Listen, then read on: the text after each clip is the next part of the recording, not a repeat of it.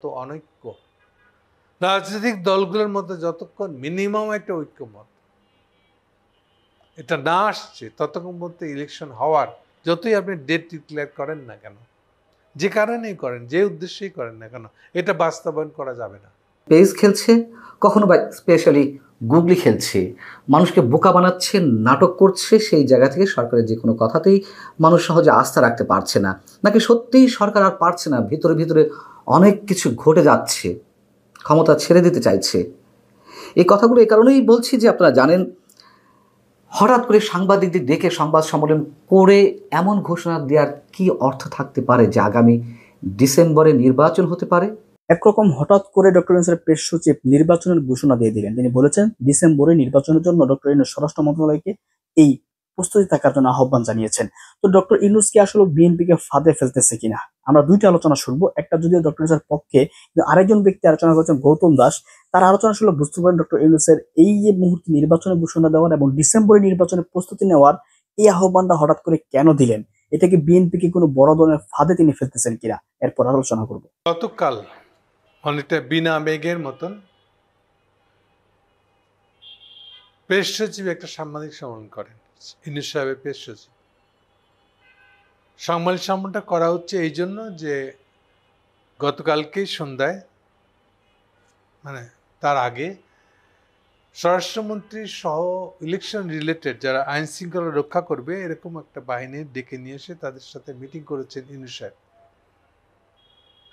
উদ্দেশ্যটা পরিষ্কার হওয়ার দরকার আছে।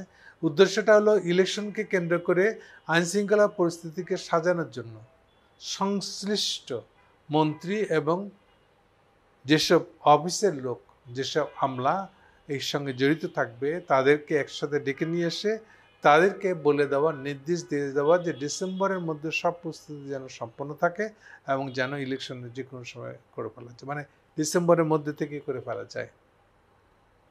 এই বিষয়টা, এই যে মিটিংটা হয়েছে সেইটারই প্রেস ব্রিফিং এর জন্য প্রেস সচিব সম্মেলনটা দেখছিলেন। অনেকে অনেক রকমভাবে নানাভাবে রিপোর্টিংটা হয়েছে, কিন্তু মূল জিনিসটা, লিগ্যাল অফিসিয়াল জিনিসটা হলো এরকম। এরপরে যে প্রসঙ্গটা আসছে সেটা হলো ওখানে যা যা উল্লেখ করা হয়েছে তাতে সবাই ধরে নিয়েছে যে ইউনূস সাহেব ডিসেম্বরে ইলেকশন করে ফেলবেন। এটা একটা বিস্তর নাড়াচাড়া পড়ছে, সবচেয়ে বেশি নাড়াচাড়া পড়ছে সেটা হলো রাজনৈতিক দলগুলোর মধ্যে। কিন্তু অসুবিধা হলো কোন রাজনৈতিক দলে স্পষ্ট করে কিছু বলে নাই। কারণ আমি যতটুকু জানি, আমি যতটুকু এটাকে আমার ভাষ্য মনে করতে, আমি যেভাবে বুঝতেছি ঘটনাটা, আমি এই কথাগুলো এখন যা বলবো আমি কোনো রিপোর্ট করছি না, এটা কোনো রিপোর্টিং না, এটা হলো ভিউজ। আমি কিভাবে দেখেছি ঘটনাবলীকে, যতগুলো জানি, রিপোর্টিংও হয় নাই সে ধরনের ঘটনা সম্পর্কে আমি যা জানি তার সম্পর্কে আমার যা মতামত, আগামী দিনের বাংলাদেশের ভবিষ্যৎটা কীভাবে দাঁড়াবে, আগামী 3 মাস ধরেন কথা এটা কিভাবে সাজবে সে সম্পর্কে আমার একটা ধারণা, তার উপর ভিত্তি করে কথাগুলো বলবো আমি এখন। ফলে এটা ভিউজ, ডেফিনেটলি এটা নিউজ না, রিপোর্টিংও না। আপনারা বিশ্বাস করতে পারেন আমার কথা, অবিশ্বাস করে ফালা রাখতে পারেন, এটা আপনাদের ইচ্ছা। আমি যেটা মনে করি গতকালকে ইউনূস সাহেব যেটা বলেছেন এটার পিছনে অনেক দূরের পরিকল্পনা আছে, মানে অনেক পিছন থেকে এটা আগে শুরু হয়েছে। শুরুটা হলো এই যে 13ই জুন ইউনূস সাহেব যে দেখা করতে গেছিলেন তারেকের সাথে, তারও অন্তত 1 মাস আগে থাকতে এই পরিকল্পনাটা তার মাথায় ছিল। তারই এক্সপ্রেশনটা, বই প্রকাশটা গতকালকে ঘটেছে পাবলিকলি। একটা বই প্রকাশ ঘটেছিল 13ই জুন তারেকের সাথে দেখা করা, কিন্তু সেটাও একটা ক্যামোফ্লেক্স। যে কারণে দেখা করেছিল আর যে কারণে দেখা হয়েছে বলে পাবলিকলি রটানো হয়েছিল দুটো। একটা পাবলিকলি রটানো হয়েছিল যে ফেব্রুয়ারিতে ইলেকশন হচ্ছে, সেই ব্যাপারে দুই নেতা এক হয়েছে এবং বিএনপি এতই উল্লসিত যে 12ই ফেব্রুয়ারি নির্বাচন হচ্ছে এমন একটা ধারণাও সে বাজারে ছড়িয়ে দেয়। ফলে পুরো বাজারটা ছড়িয়ে গেছিল যে খালি ইলেকশনের ডেট নিয়েই যেন বাকি ছিল সব আলোচনা, সেইটা ইউনূস আর তার সব ঠিক করে বেড়াচ্ছে, হুইচ ইজ নট ট্রু। 100% মিথ্যা কথা এটা। যে কারণে ইমিডিয়েট পরে ইউনূস সাহেব যে প্রবলেমটা পরে যে তাহলে বাকি রাজনৈতিক দলের সাথে আলোচনা না করে এরকম একটা ডেট ডিক্লেয়ার উনি কেমন করে করতে পারলেন কি করে? তখনই সভাপতি পিছাতে শুরু করতে উনি আস্তে আস্তে তার সেই শখের ঐক্যমত্য কমিশন এই প্রসঙ্গগুলো নিয়ে আবার কথা উঠেছে। ফলাফল হয়েছে এই, এমনিতেই বাংলাদেশের রাজনৈতিক দলগুলোর ঐক্যমত আনা যাচ্ছিল না। যদি আমি 13ই জুনের আগের কথা বলি, 13ই জুনের পরে যেটা হলো, এটা আরো অনৈক্যময় একটা বাংলাদেশ হয়ে উঠলো। রাজনৈতিক দলগুলোর ভিতরে রাজনৈতিক অনৈক্যমত একটা বাংলাদেশ, চরমতম অনৈক্যময় বাংলাদেশ একটা তৈরি হয়ে গেল। তাহলে পিছনে আসলে ছিল কি? পিছনে অনেক কিছু ছিল। তার মূল জিনিসটা হলো, যেখান থেকে শুরু বলে আমার ধারণা, তাহলে ইউনূস সরকারের তার উপদেষ্টাদের ভিতরে একটা বড় অংশ বেধড়ক টাকা পয়সা আদায় পকেটে ঢুকানো, তৎস্বরূপ বলতে পারেন, এইসব কেলেঙ্কারির মধ্যে জড়িয়ে গেছে। সবচেয়ে উপর থেকে সবচেয়ে নিচে সবচেয়ে খারাপ কাণ্ডটা ঘটেছে, তারা একে অপরের একে অপরের ঘটনাটা বলে কোথাও সাক্ষী দিয়ে বলেছে অন ক্যামেরা। এখান থেকে আসছে জিনিসটা যে এর পরে এখন এখান থেকে বেরোনো যাবে কি করে, সেই উদ্দেশ্যে তারা আবার একমত হচ্ছে। সেই বেরোনোর পথটাই হলো, প্রথম বই প্রকাশ হলো যে ডিসেম্বরের মধ্যে ইলেকশন, আর আলী রিয়াদ যিনি ঐক্যমত্য কমিশনের ভাইস প্রেসিডেন্ট, উনি 28 সম্ভবত 28 অর্থাৎ গত মাসে ডিক্লেয়ার করে দিলেন যে আশাভঙ্গ ঘটেছে, কোনো ধরনের মতানৈক্যে আসা যাচ্ছে না, অর্থাৎ ঐক্যমত্য কমিশনের উপরে অনাস্থাবাচক একটা অবস্থা তৈরি হয়ে গেছে বলে উনি মন্তব্য করে বলেছেন, হুইচ ইজ ভেরি অ্যাবসার্ড।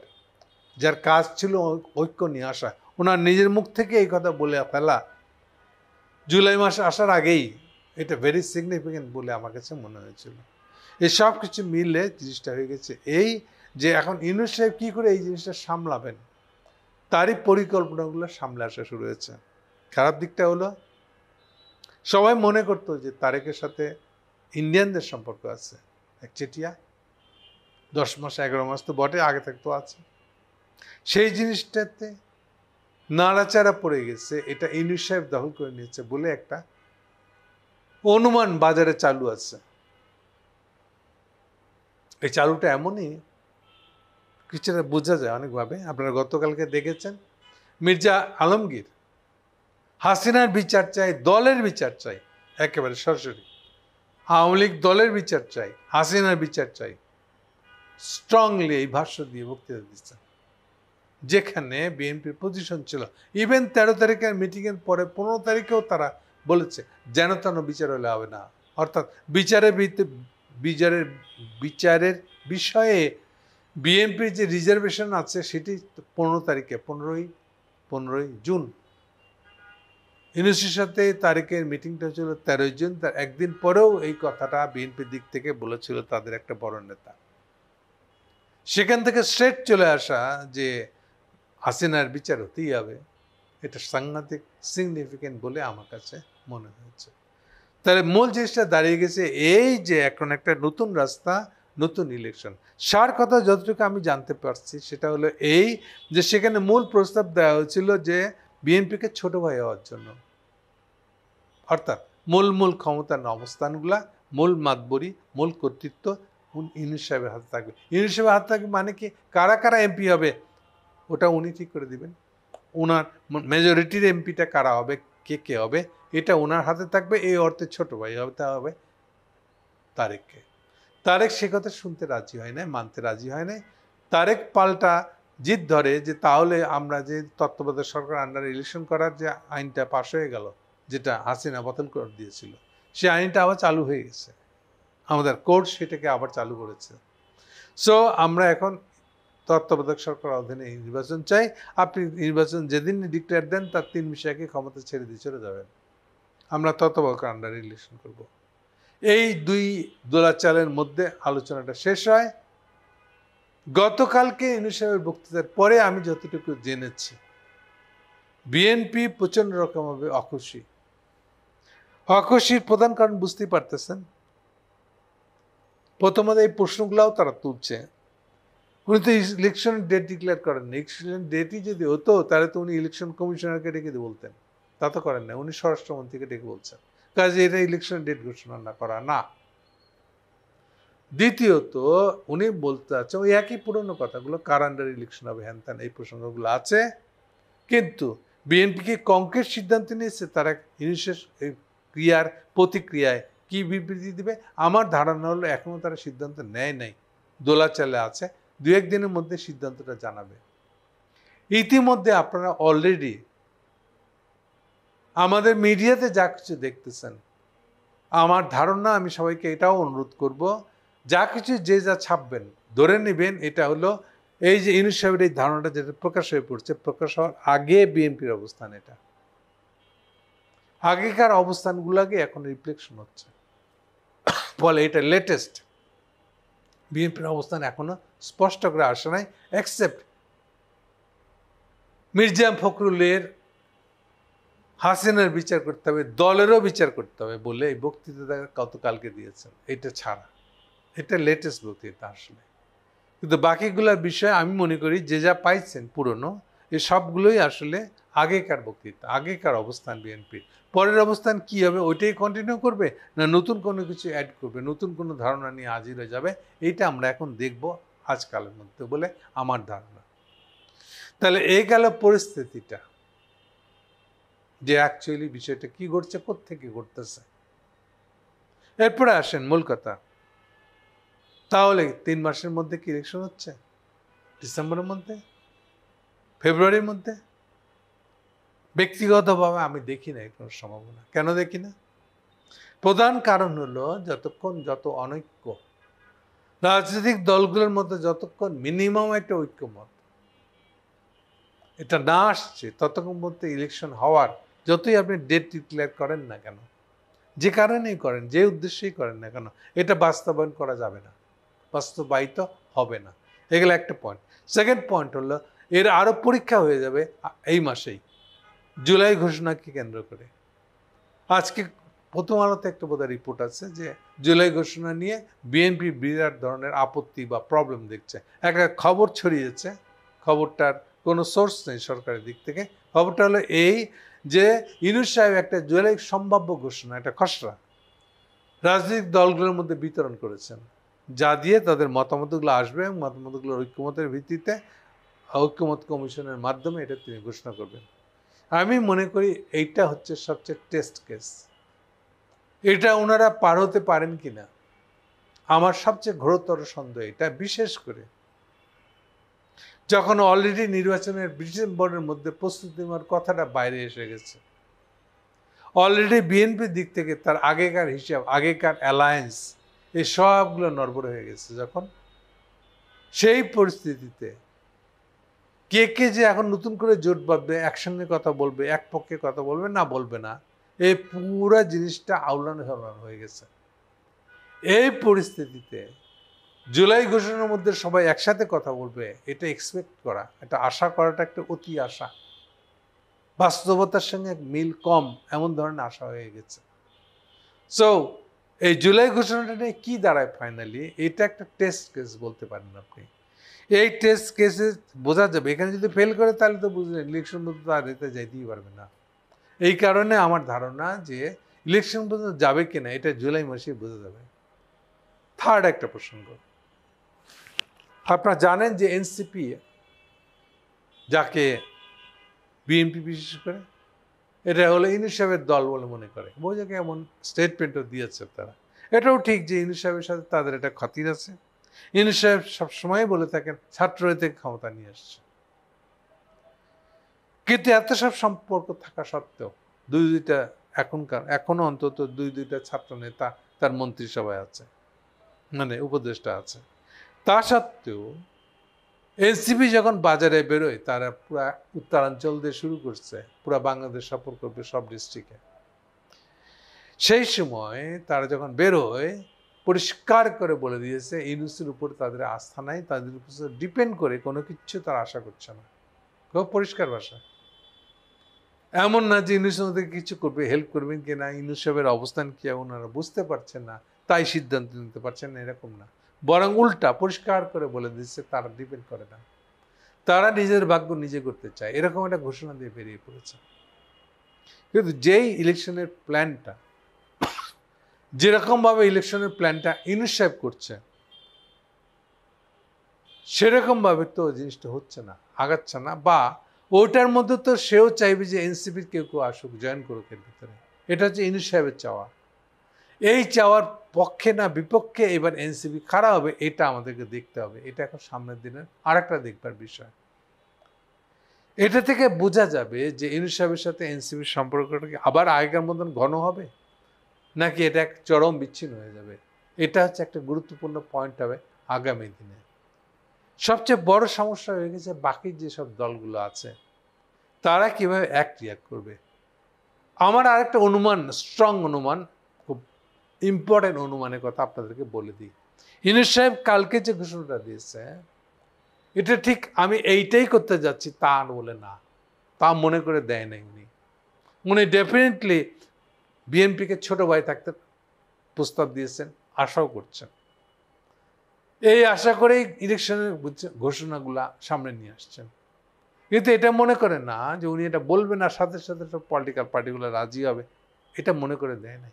বরং তার এই প্রস্তাবটা বাজারে আনার কোনো আনছে, আবার ফর্মালি বলতে গেলে আনে নাই। এই অবস্থায় পার্টিকুলার কি রিয়াকশন হয় ওটা দেখার জন্য দিয়েছে, সো দ্যাট এরপরে ওনার বলবে আগে তো প্রস্তাব দিই নেই আমি তো খালি স্বরাষ্ট্রমন্ত্রীকে দেখে বলছিলাম কি কি প্রস্তুতি নিতে হবে তার কথা বলছি। আমি মনে করি ইউনুস সাহেব এটা দেখি না কি করে। আমার প্রস্তাবের ভিতরে আমি তো প্রস্তাব হিসেবে দিই নেই, কিন্তু আমি যেটা প্রস্তাব হিসেবে দিচ্ছি এটা তো পলিটিক্যাল পার্টিগুলো বুঝে যাবে। বুঝে যাওয়ার পরে কে কীভাবে রিয়াক্ট করে তা থেকে বোঝা যাবে উনি ফার্দার স্টেপটা কী হবে।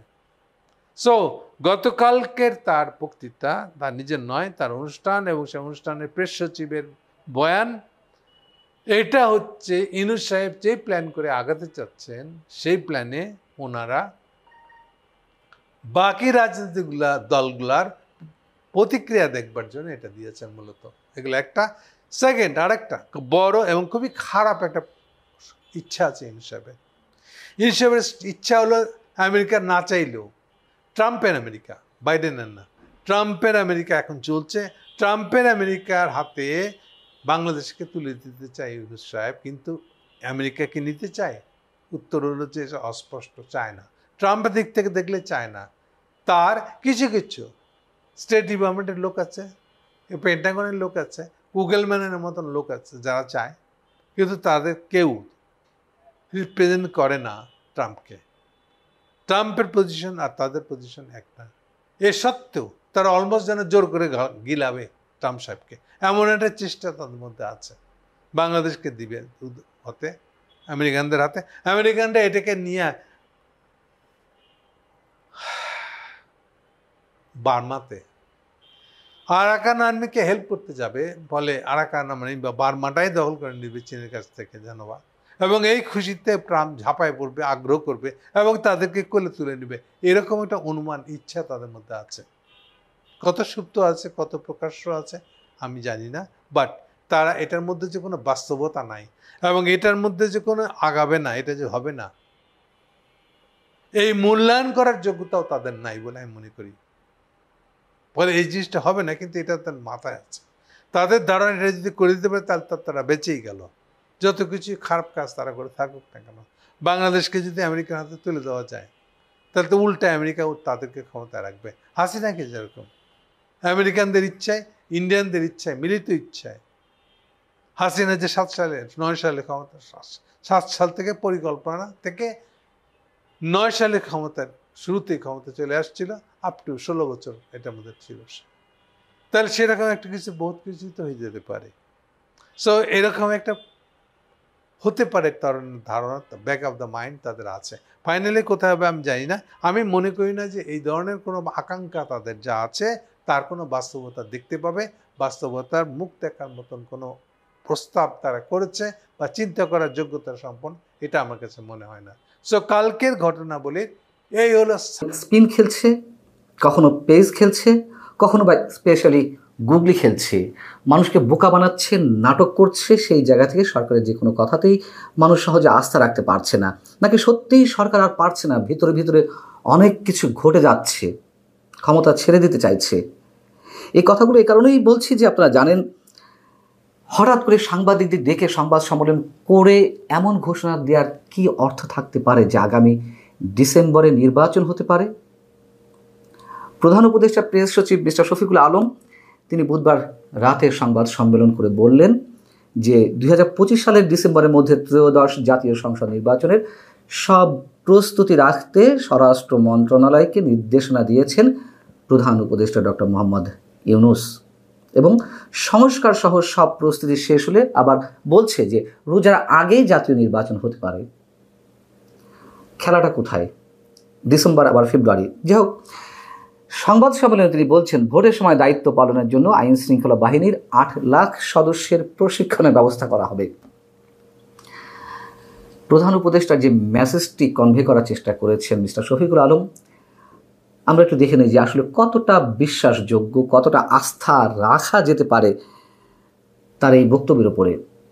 প্রথমত, লন্ডন বৈঠকে যে একটি ঘোষণা এলো যে ফেব্রুয়ারির মধ্যে নির্বাচন দেয়া হতে পারে, সেটি নিয়েই যখন মারাত্মক সন্দেহ, সংশয়, বিএনপি প্রথম একেবারে ব্ল্যাঙ্ক চেক দিচ্ছিল, পরবর্তীতে আবার গত 2-3 দিন ধরে তাদের মধ্যে সন্দেহের সৃষ্টি হয়েছে, কোনো ধরনের ঘোষণা দেওয়া হয়নি নির্বাচন কমিশনের পক্ষ থেকে, অন্তত রোড ম্যাপের কথা।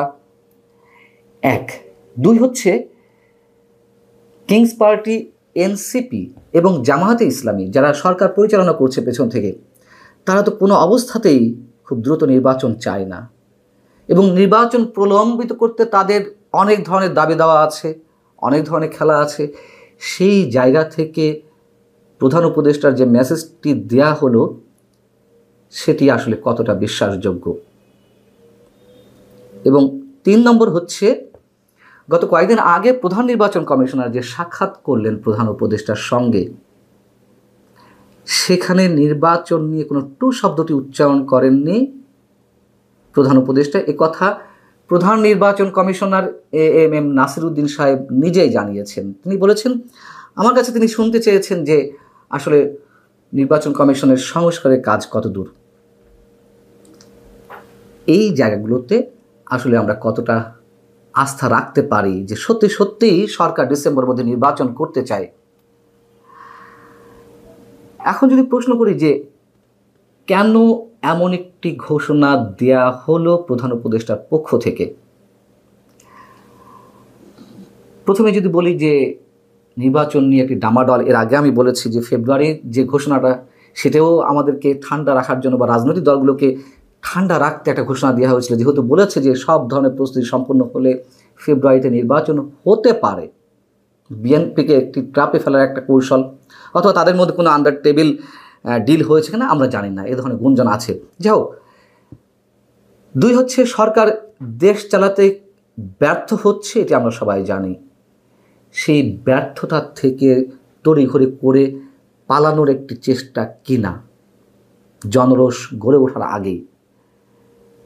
আমরা জানি যে আইন শৃঙ্খলা পরিস্থিতির যে অবস্থা, যেভাবে মব ভায়োলেন্স হচ্ছে, সরকার একদিকে উৎসাহ দিচ্ছে সরকারের দায়িত্বশীল ব্যক্তিরা, আবার কখনো কখনো বা ঠেকানোর কথা বলছে। অর্থনৈতিক অবস্থা একেবারে পঙ্গুত্বের দিকে যাচ্ছে, ব্যবসায়ীরা ক্ষেপে উঠছেন, একের পর এক কলকারখানা বন্ধ হচ্ছে,